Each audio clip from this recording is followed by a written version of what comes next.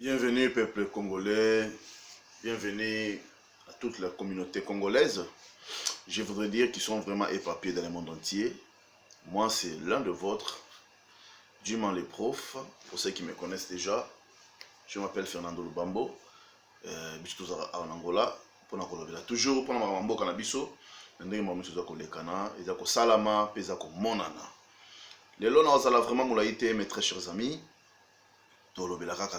Réflexion par rapport à la signature de l'accord de paix entre le Rwanda et la RDC. Donc aujourd'hui vraiment c'est le jour J. Cette journée doit être vraiment calée. Donc on va caler cette date comme une nouvelle date de la seconde, ou bien du second indépendance, seconde reconquête de paix, seconde résurrection de la RDC. Parce que ezali date moko ce que vous calculez en haut, aujourd'hui c'est le 4 décembre 2025. Donc 2 plus 0 ça fait 2 plus 2 4 plus 5 ça fait 9. Décembre 1 plus 2 ça fait 3, ça te donne 12. Alors aujourd'hui le 4. Alors 4 plus 2 ça fait 16. 1 plus 6 ça fait 7. Vous comprenez? Donc 7 est dans le grand chiffre de la numérologie. Et les chiffres m'ont accompagné à m'embellir spirituellement. Donc spirituellement aujourd'hui le Congo est délivré. Mes amis, le Congo est délivré. Le Congo est délivré. Ils vont aller signer. Cette signature restera gravée dans les archives mémoriales américaines, là-bas. Des Sénats, des républicains, dans la mémoire des président Trump, tout ce qu'il a fait, les accords, tout sera gravé là-bas. Il y aura un très grand disque, dire comme ça, ils vont garder les noms des gens, les signatures des gens, dans les départements des gens, des Africains qui sont venus signer les accords de paix ici. Et le président Trump est tellement intelligent que lui et son staff, ils ont fait appeler tous les gens qui s'étaient concernés dans cette histoire. Ils ont rappelé le président de l'Angola, Emmanuel Jean Resso, il est là-bas. Les concernés, les Tutsis, il est là-bas, Paul Kagame. L'autre Tutsi, Ruto, celui qui sème la terreur actuellement, il faisait partie de la cabale, il est aussi là-bas. Qu'est-ce qu'ils vont dire? Parce qu'avant la signature, il y a toujours des préambules, hein, certaines introductions, ils vont vous briefer, savoir comment ça va se passer devant les médias internationaux qui seront là pour prendre les images. Donc il ne faut pas dire n'importe quoi parce que cela pouvait aussi se retourner contre vous. Vous savez, Kagame a beaucoup tué les gens. La mission dont on lui avait confié chez les Occidentaux, lui, il a débordé la dose. Donc, il en a fait de cette opportunité une occasion d'envahir le Congo, une occasion, je peux dire, je ne sais pas. Vous savez, on parle deux langues, portugais et français, des fois le français commence à être mélangé. Donc c'est une occasion pour lui de s'accaparer en fait. C'était ça son plan machiavélique. On te donne une mission d'aller déstabiliser une région. On a dit seulement de déstabiliser la région et non d'aller conquérir les territoires. Parce qu'il y a des lois internationales qui font que chacun doit respecter la limite territoriale de l'autre. Vous ne pouvez pas venir violer, tuer, sous prétexte que nous sommes en train de chercher les génocidaires. Comment vous pouvez renverser tout un régime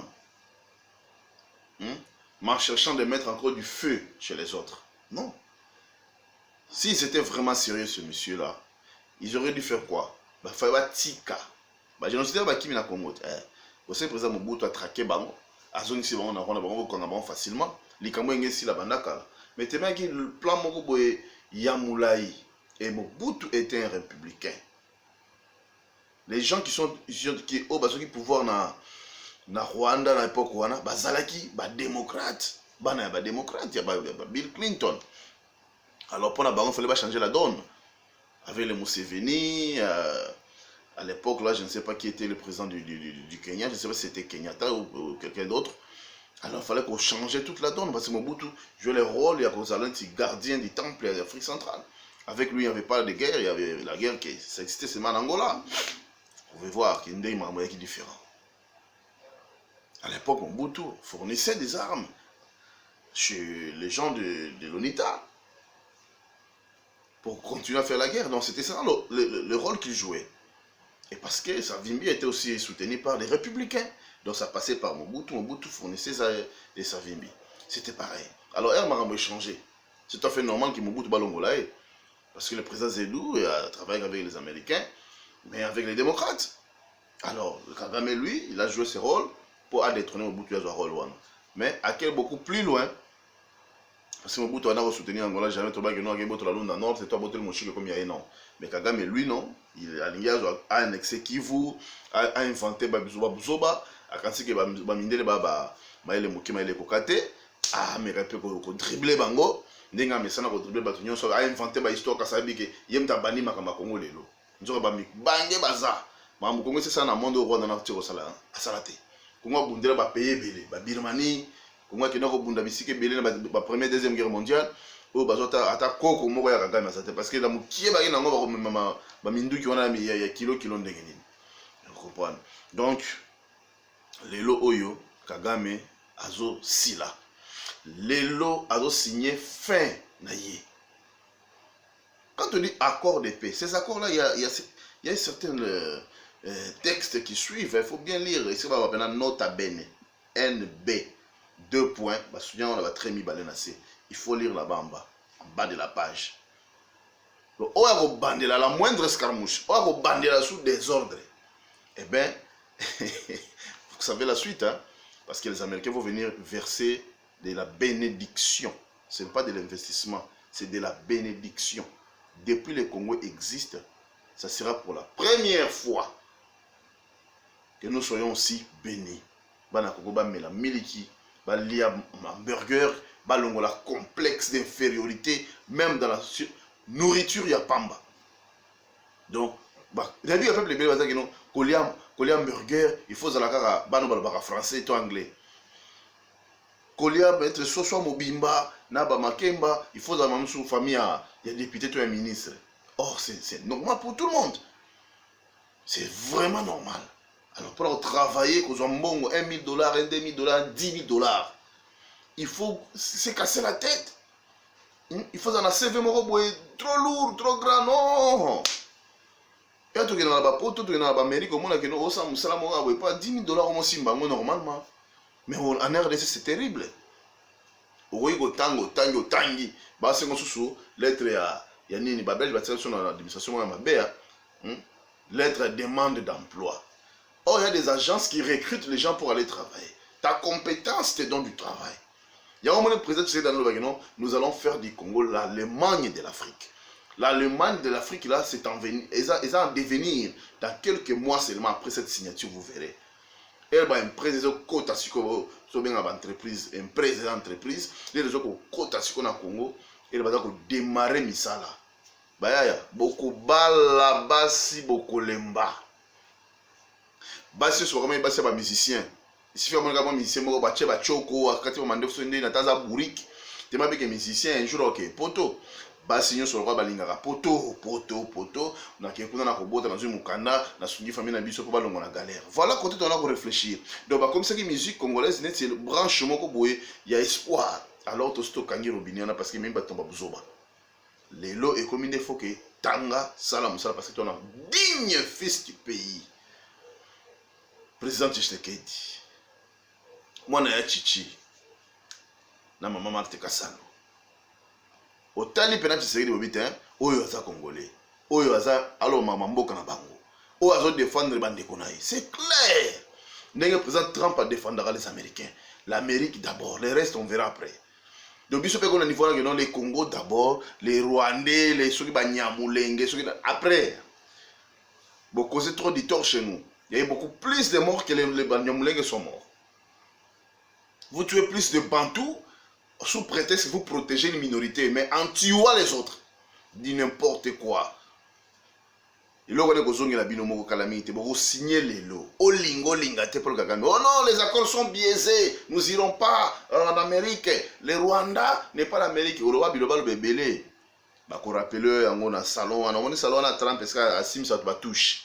Le logo Simba, maman na mobangé na touche. Il y a bolite.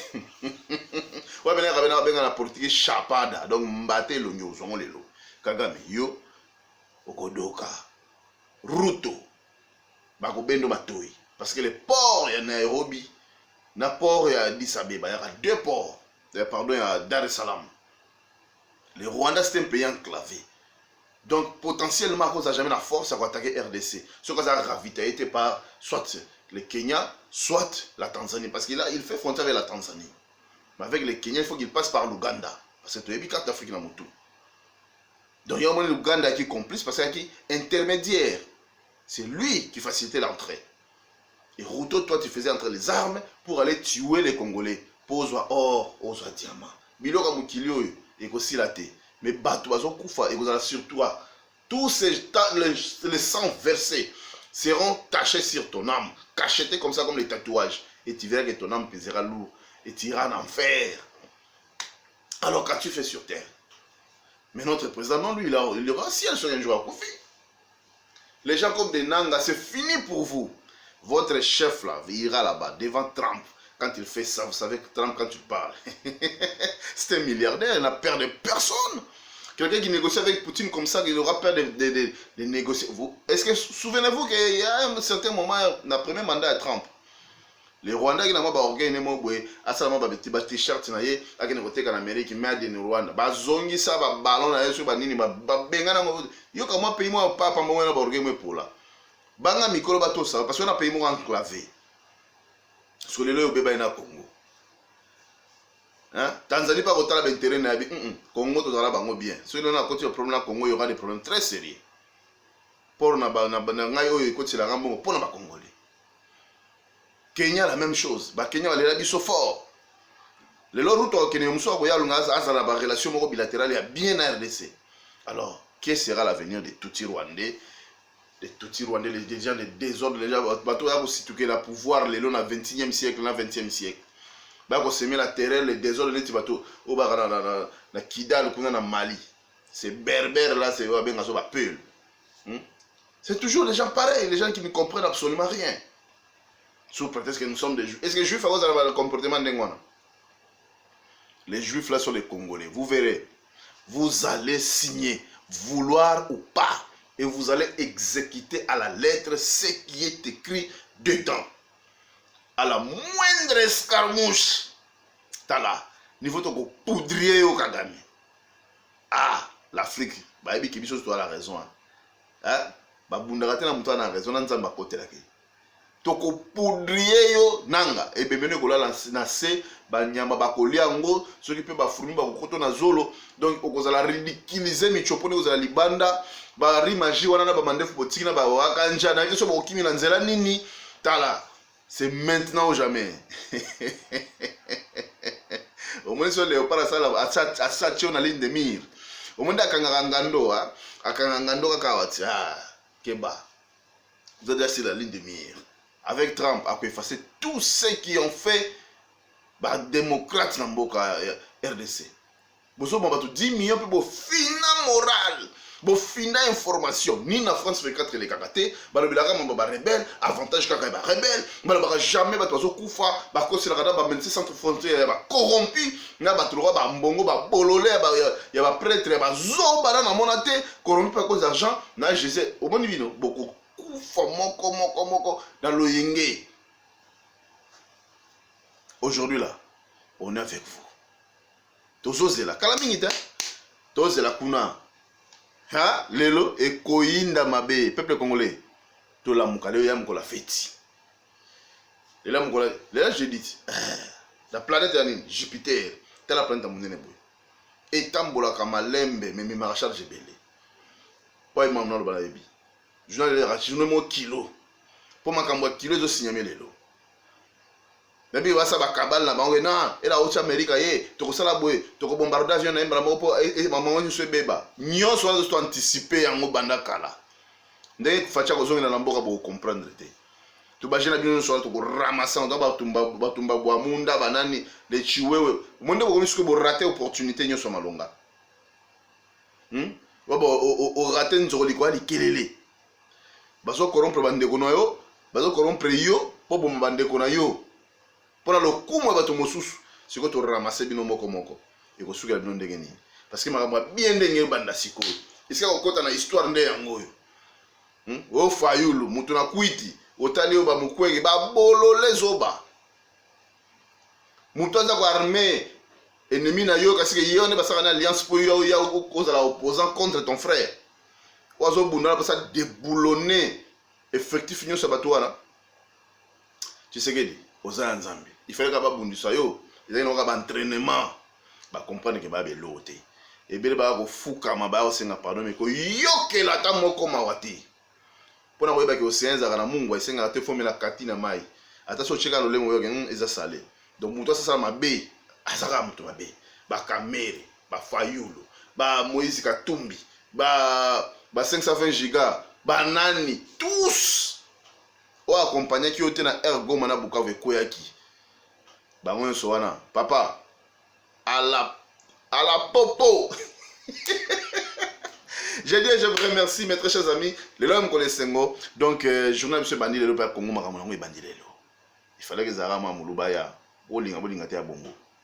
Parce que Bikolo Moussousou, Bono Sa, Neti Bozo tâtonné. Boka Sati Congo, Zarabino, Neti Abinote. Source, Ezara Katanga, Ambouchir et Anaba Congo. Boyoki Alon Abisibino. Source Nabiso, Ezara Katanga, Ambouchir et Anaba Congo. Waza mato ya koyoka yo na lobini ni place wana mvuluzi kimbangu ne na Bakongo ake kokufela wapi na source na Katanga o comprendre siko mboka ya ndenge wana yo oya kokabola yango to biso bakatanga ezoba spirituellement to comprendre te ke mboka na biso ya mboka mo spirituel l'unique pays où est dans la source ya fleuve na kati ya territoire na ye pe embouchir kaka na kati ya territoire na ye surtout le fleuve Nil tege bandana ba Congo et kena ko bimela tikuna te biso bana ba no source ya Katanga na Katanga ya fleuve Congo Lualaba na Katanga et yeti e komi ba côté ya Bukavu kuna e fungwami aya ko funga bila na Kisangani